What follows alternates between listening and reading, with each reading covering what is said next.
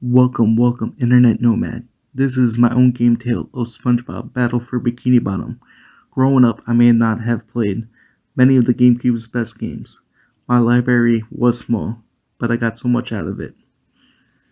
This game I'm talking about today is Spongebob Battle for Bikini Bottom.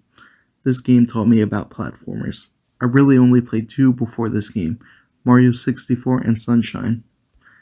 I didn't get far in those games, but SpongeBob was my childhood game. It was the first platformer I beat. Being a kid in the early 2000s, I grew up with this game. I beat it as a kid and loved every minute of gameplay. As a kid, I couldn't beat Kelp Forest. Luckily, Kelp Forest is my least favorite level, and the parts I never played, until now, are nothing special.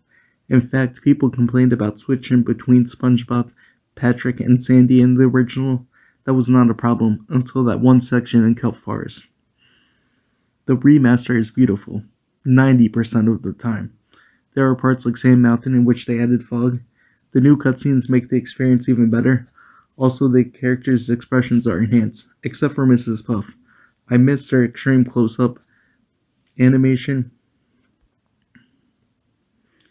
I love the game so much. I actually will probably beat it a third time on PS4. If I love the Switch version with its questionable controls, I would definitely love the PS4 version. When the announcement was released with a 20-second ad, I nearly screamed. The 20-second clip got me so hyped for this game. I remember telling my brother about the game. PS Plus gave this game out for free, but I only beat the Switch port. This is a game I wanted to review on day one when I started this podcast series.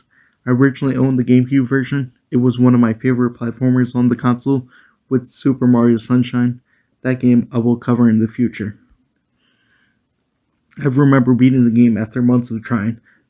The final boss isn't the hardest, but it gave me difficulty. The concept sounds like a plot for the original cartoon. The humor's there.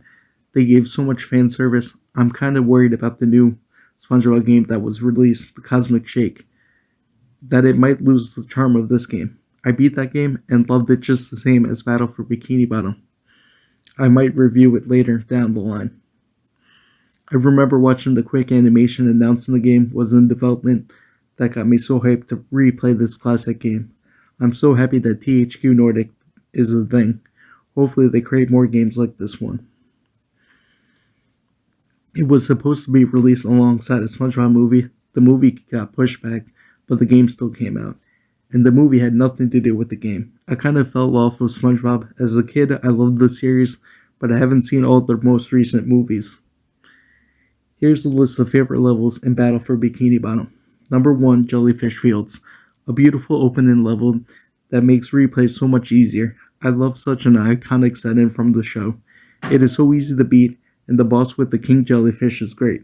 I love how each level has a small story. This one has Squidward being stung by a jellyfish and needs king jellyfish jelly. Goo Lagoon, another great place from the show represented so well. I love playing this one back. The boardwalk is fun and added to the level. The story of this level involves a robot who stole all the sunscreen, which is great. That's my second favorite level. Third favorite level, Rock Bottom. This level was the one that I got stuck on as a kid. It took me a while to experience the museum part. I love Mrs. Puff's funny intro. Playing this level as an adult really is the reason it's high on my list. 4. Mermalair. I remember finding this level as a kid on my own. I don't like the bowl part. I haven't completed it yet. I might go back and beat it now. The boss fight was super rad. I love Mermaid Man and Barnacle Boy. They were one of my favorite parts of SpongeBob growing up.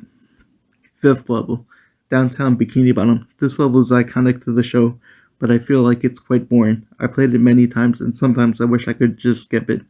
The spatulas aren't memorable.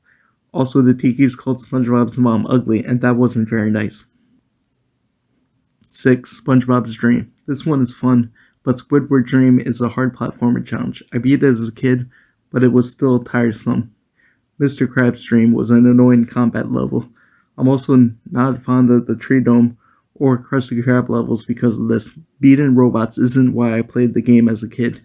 Sandy's Dream was the saving grace of this level. Super fun slides, and Patrick's joke made this level not at the bottom. 7. Flying Dutchman's Graveyard. This level is okay at best for me.